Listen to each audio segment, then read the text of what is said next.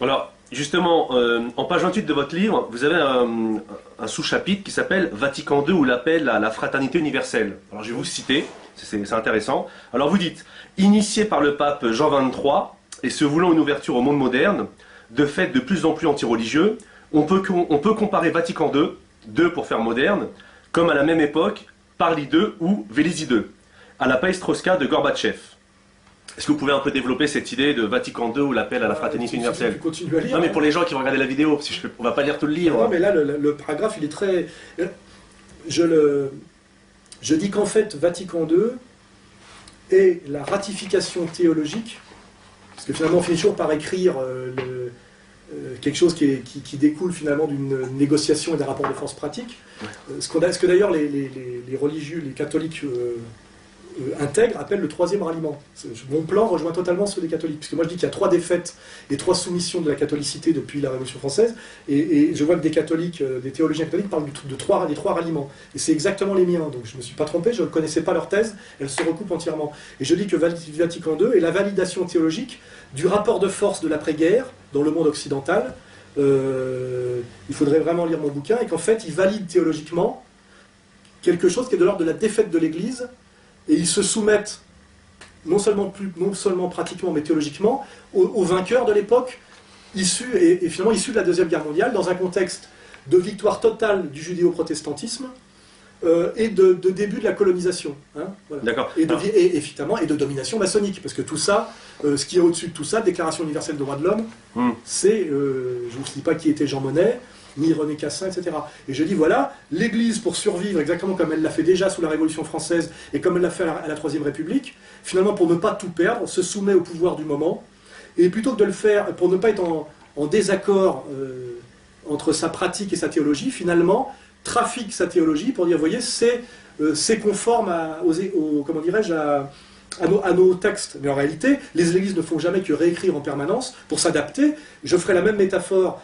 Au XIXe siècle, tous les rabbins sont antisionistes et violemment contre le projet de Herzl. Aujourd'hui, l'église juive, officiellement, est sioniste. Ce qui veut dire que... Alors les gens qui disent est-ce que c'est une hérésie ou pas, on s'en fout. Les églises, c'est politique. Alors, elles adaptent, tu vois. À un moment donné, le roi d'Angleterre décide de se passer du pape et il crée l'anglicanisme, hein, en allant chercher des rabbins à Venise d'ailleurs, et il crée une religion qui lui permet de faire ce qu'il veut. Voilà. Et alors à un moment donné, si vous êtes un théologien anglican, c'est quoi? C'est politique? Alors toi, tu es un catholique, tu vas dire oui, c'est une escroquerie politique, l'anglicanisme. Mais si tu es un homme de foi anglican, tu dis non, on est sorti de l'erreur et du mensonge catholique. Et les protestants vont te dire la même chose. C'est pour ça que moi, ces débats scolastiques ne m'intéressent pas. Parce qu'ils n'ont pas de sens. Tu vois ce que je veux dire? Tu crois à ce que tu crois, et si tu crois, par définition, c'est indénégociable et indiscutable. Donc je ne vais pas discuter avec toi de l'ordre de la foi. Alors il y a des catholiques qui me disent c'est scandaleux votre critique de Vatican II, qui sont, j'en ai un là qui m'a tourné le dos, qui s'appelle Xavier Moreau, parce que lui il est papiste. Il m'a dit tu vois, le pape va casser la baraque, il va être génial.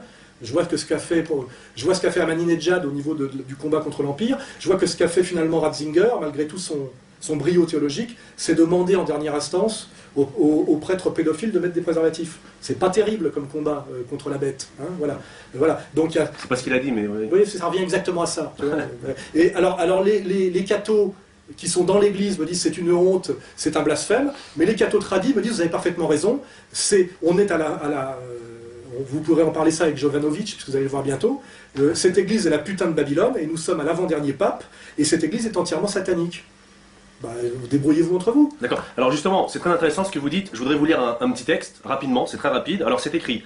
Cet organisme de caractère général, dont l'autorité au plan mondial et qui possède les moyens efficaces pour promouvoir le bien universel, doit être constitué par un accord unanime et non imposé par la force. Si ce pouvoir supranational ou mondial était instauré de force par les nations plus puissantes, on pourrait craindre qu'il soit au service d'intérêts particuliers, ou bien qu'il ne prenne le parti de telle ou telle nation, ce qui compromettrait la valeur et l'efficacité de son action. C'est la raison très valable pour laquelle les communautés nationales n'acceptent qu'à contre-cœur un pouvoir qui leur serait imposé de force, ou aurait été constitué sans leur intervention, ou auquel elles ne seraient pas librement ralliées. Est-ce que vous savez c'est de qui ce texte? Ratzinger? Non, c'est Jean 23, Pacem in Ternis, Vatican II, 1er avril 1963. C'est au paragraphe 138, c'est sur les dangers du nouvel ordre mondial. Ouais, mais peut-être qu'il y a... Oui. D'ailleurs, il dit les dangers dans la manière de l'accomplir, non? Il dit pas les dangers du nouvel ordre mondial.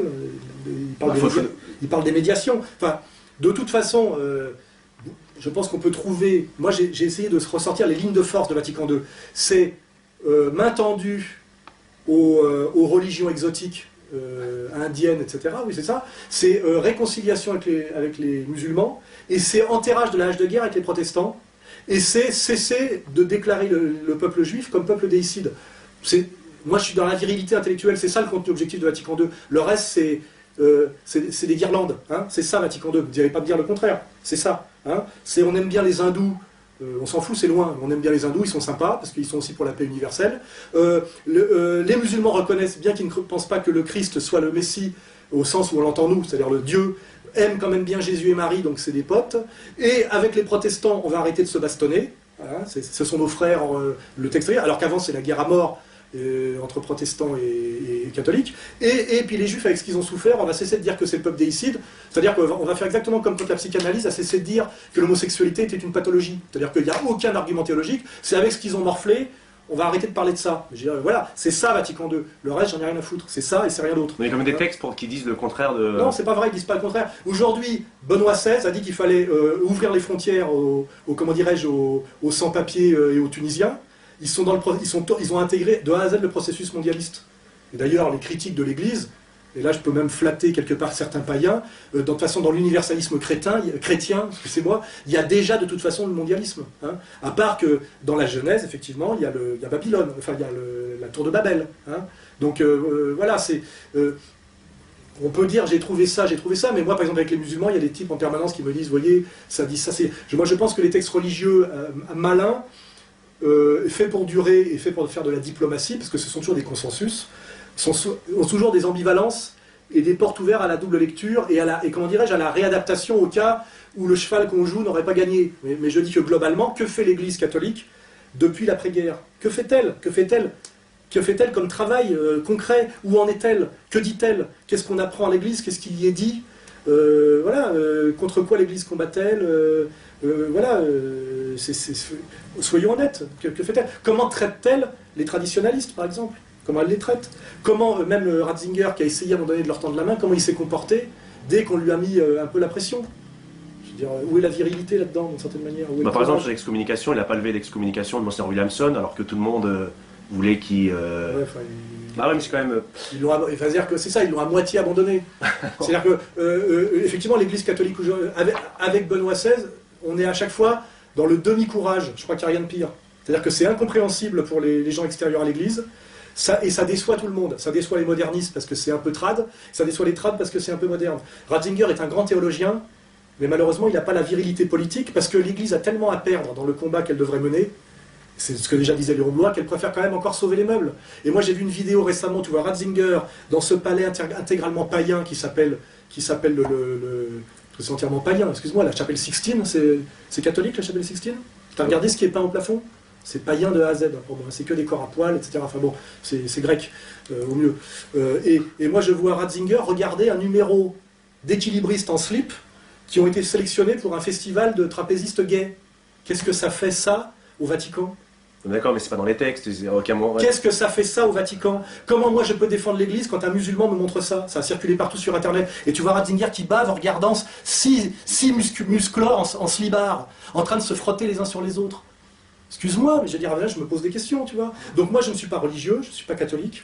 De toute façon, les catholiques, je te le dis, je peux avoir du respect pour des combattants, mais profondément, ils m'emmerdent. Ils sont toujours en train de se déballonner au dernier moment, ça va jamais comme il faut. Qu'est-ce que fait Romain Marie depuis 20 ans ou 30 ans? À quoi servent ces gens-là? Est-ce qu'il est catholique, Romain Marie déjà? Il le prétend. Ouais. Face à moi, il le prétend, oui. Il incarne, soi-disant, la catholicité et l'honneur catholique. Moi, ce que je vois, c'est que quand j'aimerais entendre un discours de Benoît XVI, qui soit du niveau du dernier discours d'Ahmadinejad à l'ONU. Il pourrait le reprendre entièrement. Il ne le fait pas. Parce qu'il n'a pas ce courage, tout simplement. Parce que je pense que théologiquement, il est exactement... C'est peut-être pas son rôle aussi. C'est quoi son rôle? C'est un syndic de faillite? C'est d'accompagner la liquidation de l'Église jusqu'au bout, sans aucun sursaut de colère, ou sans rien tenter d'un peu glorieux. C'est-à-dire qu'à je préférerais un truc à la palestinienne. Tu sais que tu veux qu'on parle de l'ordination des prêtres en France? Des églises? De la situation, je ne parle pas des ordres fermés, qui eux se portent très bien, qu'il faudrait d'ailleurs réfléchir. Hein. Mais je te parle de la situation de l'église pastorale au quotidien. C'est une catastrophe. Ah oui, bien sûr, il y a des problèmes. C'est la faillite. C'est pas le problème. S'il n'y a pas un sursaut avec des vrais combats menés contre les vrais ennemis. Le pape aujourd'hui est un syndic de faillite. Enfin, l'Église en 2000 ans, on a vu d'autres, hein. Il y a eu des périodes beaucoup plus pires que au Moyen-Âge. Pendant 70 ans, il n'y a pas eu de pape, il y a eu le grand schisme. Bon, ça n'a pas empêché que. Oui. Mais pour que ça rebondisse, il faut quand même que des gens se retroussent les manches et fassent quelque chose. Oui. Pas en permanence de la soumission, du ralliement et de la lâcheté, des demi-vérités, des demi-mensonges. Et en fait, qu'est-ce que font ces gens-là? Ils font de la diplomatie en permanence. Il n'y a rien de moins théologique, il n'y a rien de plus éloigné de la foi que la diplomatie. Or, qu'est-ce qu'il y a au sommet de l'Église catholique? Des diplomates. C'est-à-dire que des gens qui ont parfaitement identifié leurs ennemis, qui passent leur temps à les martyriser, les prêtres pédophiles, d'où ça vient, etc., etc., et qui, au lieu de mener le combat frontal contre leurs ennemis, en disant on en a marre, etc., d'être désignés par des gens, on en a marre de reprocher ce que le pape aurait fait pendant la guerre alors qu'il a protégé les juifs, on va parler du contenu explicite du Talmud et de comment le judaïsme talmudique considère le Christ. Quand est-ce qu'on en parle de la vision? On ose en parler? Tu vois, on n'arrête pas de demander à l'Église qu'est-ce que l'Église aurait fait ou pas fait pour les Juifs pendant la guerre. Alors qu'on sait, par les déclarations du rabbin de Rome qui s'est converti et des grandes instances après-guerre, que le pape a fait de son mieux pour aider les Juifs pendant la guerre, et que Hitler était tout, excuse-moi pour Renoir, mais il était tout sauf catholique, hein, Adolf Hitler.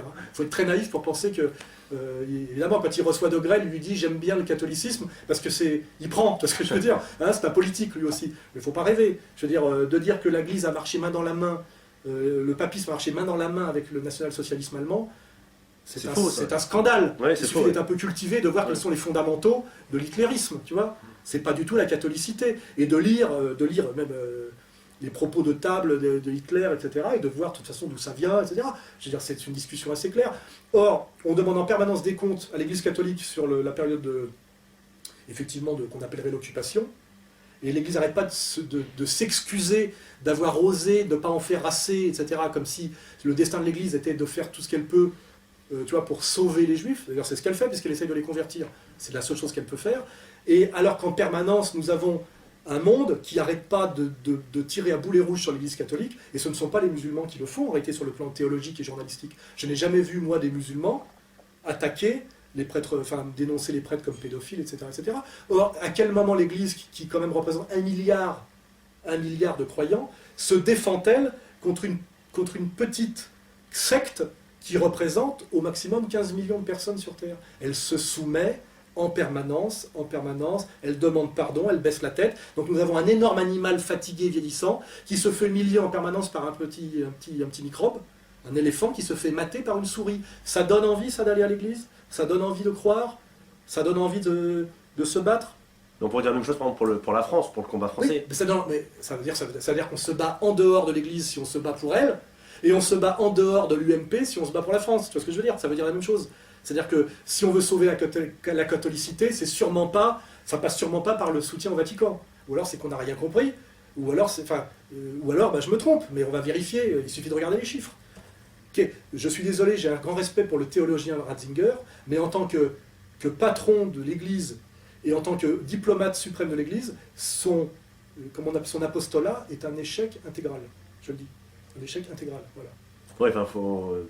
Alors que sa tâche n'est pas facile, certes, mais je veux dire pourquoi? Parce que sauver finalement ce temple païen qui est au-dessus de sa tête, c'est plus la préoccupation de l'Église que de sauver la vérité du Christ et de sauver les croyants. C'est ça la vérité, tu vois ce que je veux dire? Ils sont trop riches pour être courageux, tu vois ce que je veux dire? Pour l'instant, ils disent, tu vois, c'est exactement comme la bourgeoisie française ralliée. On a encore la maison de campagne et la piscine, on ne va pas voter Front National, on mange encore. Tu vois, quand est-ce que les classes moyennes vont se réveiller? Quand elles seront passées au sous-prolétariat. Pour l'instant, c'est bon, on vit dans la domination, on vit dans l'humiliation, mais il reste quand même les bijoux de famille. Ben, c'est ça la situation de l'Église catholique officielle, c'est il y a encore de quoi bouffer. Et je te dirais que c'est la même chose qui se passe au Parti communiste français. C'est finalement, nous, là, pareil, on a encore de quoi bouffer. On n'a plus un électeur, on a trahi le prolétariat, la situation des prolétaires en banlieue est catastrophique, mais nous, on a encore la place du colonel Fabien, qui nous a été offert par Niemeyer, ça va encore. On a encore nos voitures de fonction, le téléphone est payé, tu vois ce que je veux dire? Et on passe un peu à la télé. C'est exactement la même chose, c'est tout. Alors après, je suis peut-être un hérétique, je suis peut-être ce que tu veux, etc. Mais... Moi, je me permettrai pas de dire ça, c'est pas moi de le dire en plus. Oui, puis moi, ça me pose pas de problème, je suis pas dans l'église. Voilà. Et puis à la limite, je dis, peut-être que si Jésus-Christ me regarde, il sourit. Tu vois ce que je veux dire? Parce qu'il a fait le même travail à l'époque pour monter la boutique. Tu vois ce que je veux dire? Il a fait le ménage. Tu vois ce que je veux dire? Il a déclaré la guerre. Et très frontalement. C'est pas bisou Jésus, hein. C'est un combattant. Hein. Oui, bien sûr. Hein, le film de Mel Gibson l'a bien rappelé, tu vois. Et puis il a déclaré la guerre à des gens très précis, sur des critères très précis. Tout est dans, tu vois, les évangiles, les actes des apôtres, il n'y a pas énormément de textes. C'est pas comme l'Ancien Testament. Il n'y a pas des milliers de pages traduites, retraduites de 20 fois du grec à l'araméen et de l'araméen à l'hébreu. Finalement, c'est assez simple le corpus chrétien. Les évangiles, tu vois, c'est assez simple. Enfin, oui, il y a aussi l'Ancien Testament. Non, pour moi, c'est les évangiles. Hein. L'Ancien Testament, c'est l'Ancienne Alliance. Jésus arrive, il l'accomplit et la dépasse et l'abolit. Et nous, c'est les évangiles. Tu vois. Mais tout est en germe dans le premier. Alors, on va changer de sujet, parce que j'ai une autre... Tout est en germe et son contraire. C'est ce que j'ai dit quand j'ai parlé que je n'étais pas martionniste. Tout est en germe dans l'Ancien Testament et son contraire. Le Christ et la haine du Christ. Le pré-christianisme et le talmudisme. Donc non, dans l'Ancien Testament, il y a le Christ et son contraire. Il y a les deux, absolument. Et c'est ça le gros problème. C'est qu'il aurait fallu faire le tri. Tu vois. Oui, enfin, c'est pas ce que dit l'Église. Alors... Mais l'Église se trompe, voilà. Okay, et c'est pour ça qu'elle en crève. Je le dis clairement. C'est justement parce qu'elle n'admet pas, et elle ne fait pas ce travail de tri sur l'ambivalence de l'Ancien Testament, et qu'elle s'y est resoumise entièrement, qu'elle est en train de disparaître. Parce que quand on admet finalement que nous sommes les petits frères dans l'ordre du divin, du judaïsme, alors que le judaïsme ne reconnaît pas le Christ, eh ben on admet qu'on est un sous-produit du judaïsme, que le judaïsme ne reconnaît pas. Donc on admet sa disparition sur le plan théologique, et donc sur le plan terrestre finalement. Voilà, ça s'appelle la virilité intellectuelle, ça s'appelle le sérieux de la théologie et des concepts. Voilà, hein, c'est que quand vous dites que quelqu'un vous est supérieur alors qu'il vous dit que vous n'êtes rien, vous vous soumettez alors qu'il vous nie, ce qui est exactement le contenu explicite, non seulement de Vatican II, mais de tout ce qui s'est passé depuis, vous admettez la mort de l'Église. C'est-à-dire que vous vous soumettez à ceux qui ont décidé que vous n'existez pas et qu'on doit vous détruire. Ok ? Voilà, et ça, les yeux dans les yeux, c'est exactement ce que l'Église accepte aujourd'hui et ce qu'elle fait. Voilà, hein. Et c'est pour ça que comment il s'appelle, Lustiger est rentré dans la cathédrale Notre-Dame de Paris à la lecture du Kaddish. Quand il est mort, oui. Ouais, voilà. C'est clair ou c'est pas clair?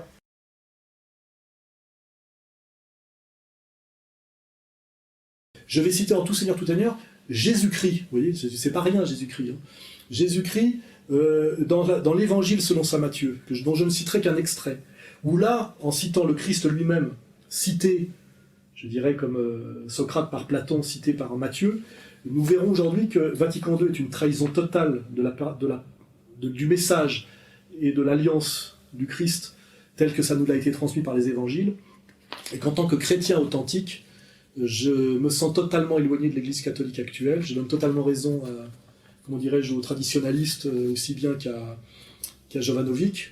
Voilà, et que je suis en tant que catholique, je me dois une fidélité absolue au Christ et donc à la lettre des évangiles. Et la lettre des évangiles me commande clairement mon attitude actuelle et dénonce clairement Rome comme traître au Christ et aux évangiles et comme putain de Babylone, comme d'ailleurs il est écrit dans les, comment dirais-je, dans les écrits eschatologique, notamment si je fais référence à l'Apocalypse de Jean. Hein, voilà. Alors je ne cite pas totalement cette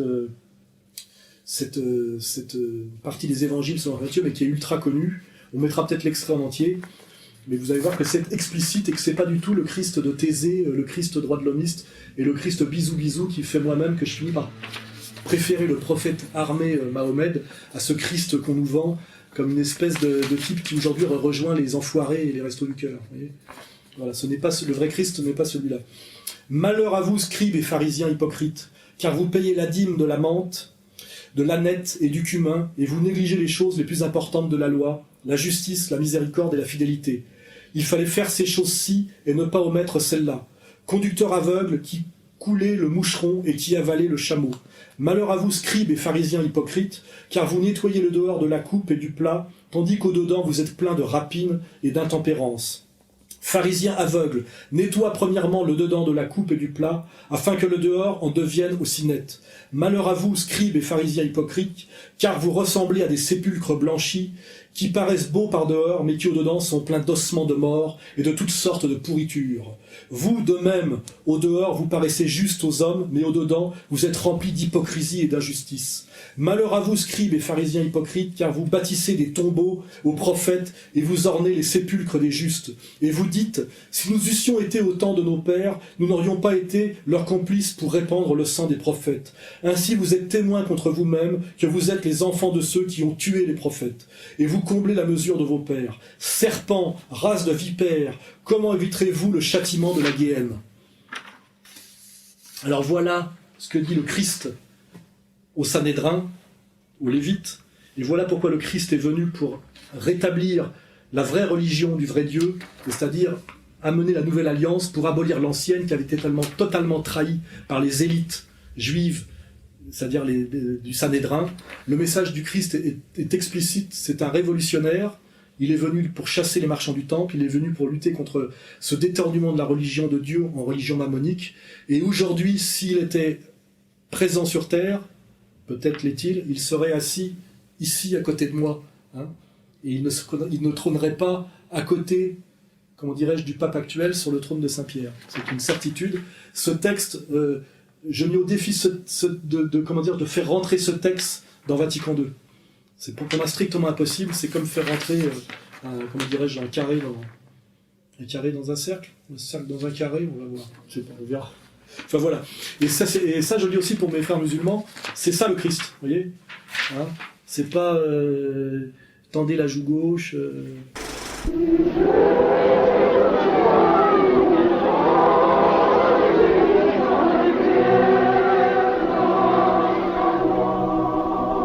Sulla cattedra di Mosè si sono insediati gli scribi e i farisei. Fate dunque e osservate tutte le cose che vi dicono, ma non imitate le loro opere, perché dicono e non fanno. Legano insieme pesi gravi e difficili a portarsi e ne caricano le spalle degli uomini, ma essi non li vogliono rimuovere neppure con un dito. Fanno tutte le loro opere per essere ammirati dagli uomini, portano filatterie molto larghe, lunghe frange ai loro mantelli, amano i primi posti nei conviti, i primi seggi nelle sinagoghe, le riverenze nelle piazze ed essere chiamati signori dagli uomini. Ma voi non vi fate chiamare signori, perché uno solo è il vostro maestro e voi siete tutti fratelli. E nessuno chiamate sulla terra vostro padre, perché uno solo è il Padre vostro, quello che è nei cieli. E non vi fate chiamare precettori, perché uno solo è il vostro precettore, il Cristo. C'est aussi un combattant de la vérité. Hein. Voilà, n'oublions pas qu'il a payé de sa vie pour ces vérités. Car une fois de plus, il a été mis à mort par la volonté du Sanhédrin, qui s'est caché derrière, comment dirais-je, l'occupant romain, malgré que Pilate ait proposé Barabbas et malgré que Pilate se soit lavé les mains.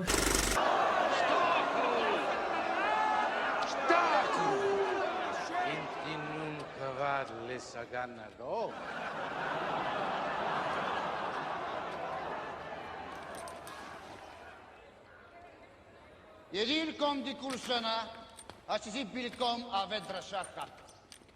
Kian anakna nakaksim beyt esuri. Ratsekaya diya, baraba.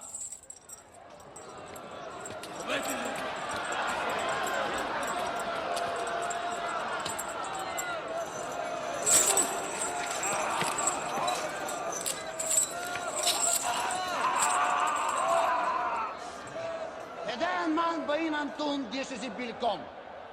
Ratseka baraba, o Yeshua, kri Meshiacha. Hula Meshiacha, Hulame, Uchalel. Shezi baraba.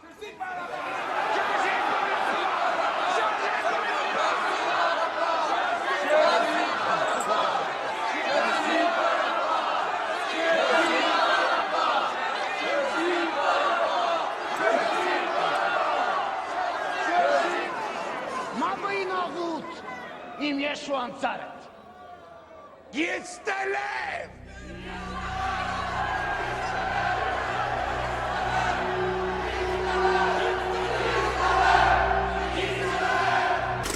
Exactement aujourd'hui comme d'autres vont se cacher derrière le Front National pour ratonner les immigrés qui étaient les chances pour la France hier, qui seront demain les vilains islamistes parfaitement manipulés et instrumentalisés. On est toujours dans cette même stratégie triangulaire du régner par le mensonge, par la ruse, par la manipulation, ce qui est effectivement l'essence, comment dirais-je, de la démarche satanique, hein, voilà.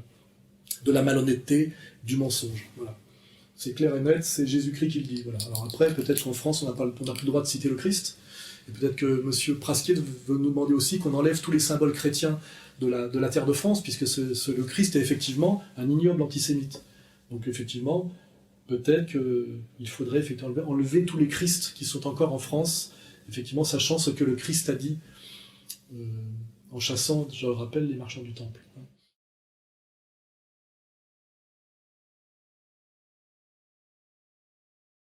En rapport un petit peu avec ce qu'on disait tout à l'heure sur la spiritualité, le politique, on nous demande la position du Vatican, la récente visite du pape. Bah là, on est dans la réduction à de droit de l'hommisme. Aujourd'hui, le pape est un agent du droit de l'hommisme mondial. Il pourrait peut-être être validé par l'ONU, comme le sont Amnesty International et d'autres gris-gris comme ça. Et il fait du droit de l'hommisme, c'est-à-dire ça n'a rien à voir avec la catholicité, c'est-à-dire avec la théologie catholique, avec le papisme bien compris. Alors on peut le trouver émouvant, sympathique, mais sur le long terme, il participe malgré tout de la destruction finale de ce que les talmudistes de combat appellent le 4e Empire, c'est-à-dire Rome, qu'on doit comprendre comme l'Église catholique à la fois, et comme l'Occident, je dirais, helléno-chrétien. Il continue d'accompagner avec un sourire bonhomme la destruction du catholicisme. Voilà. Et moi, je me sens beaucoup plus proche effectivement de la fraternité Saint-Pédis de ce point de vue-là que du pape. Ce pape est gentil, mais je ne pense pas que le mot « gentil » soit un qualificatif valable pour quelqu'un qui est censé être le vicaire du Christ sur terre et défendre la religion d'1 milliard d'individus. Vous voyez, hein, c'est une espèce de super ou de sous-Jean-Paul II. On ne va pas aller très loin avec ça. Il est gentil, et est-ce que c'est un gentil ? Oui, c'est un gentil. Oui, je crois qu'il est gentil au point même que quand il se retrouve face aux élites talmudo-sionistes en Israël, il va jusqu'à cacher sa croix pectorale, sans doute pour ne pas gêner des gens qui sont, je le rappelle, des gens dont la fondaison de leur religion, qui, je le rappelle, est post-chrétienne, puisque talmudiste, est la haine du Christ, la mise à mort du Christ et le refus du Christ comme Messie, ce qui fonde notre religion à nous. C'est-à-dire, ce qui fonde notre religion à nous, c'est que le Christ est le Messie. Et je rappelle que c'est la négation de ce substrat fondamental qui fonde la religion des gens dont notre pape est allé baiser la main. On remettra la photo. Voilà. C'est catastrophique hein, sur le plan théologique, en tout cas. Voilà. Après, la question de l'islam, c'est autre chose. Les musulmans ne reconnaissent pas que le Christ est le Messie tel que nous le concevons, c'est-à-dire avec la conception trinitaire, effectivement, mais au moins, ils le respectent infiniment, ainsi que Marie, et dans le Saint-Coran, il est bien admis que le Christ est celui qui ressuscitera à la fin des temps pour vaincre l'Antéchrist, c'est-à-dire qu'ils mettent bien dans le combat pour le bien et le combat contre l'Antéchrist, Jésus-Christ au sommet de la hiérarchie, ce qui est quand même mieux que le traitement du Christ par le judaïsme talmudo-sioniste. Hein. Et ça, le pape est quand même suffisamment versé en théologie pour le savoir. Donc quand il va se prosterner devant les élites juives contemporaines, c'est-à-dire talmudo-sionistes, il trahit sans aucune ambiguïté ce pourquoi le Christ est venu, et ce pourquoi il est mort en croix. Hein. Et là-dessus, je prétends donner une petite leçon de théologie catholique au pape lui-même, ce qui est très mauvais signe, voilà, en tant que hegeliano-marxiste.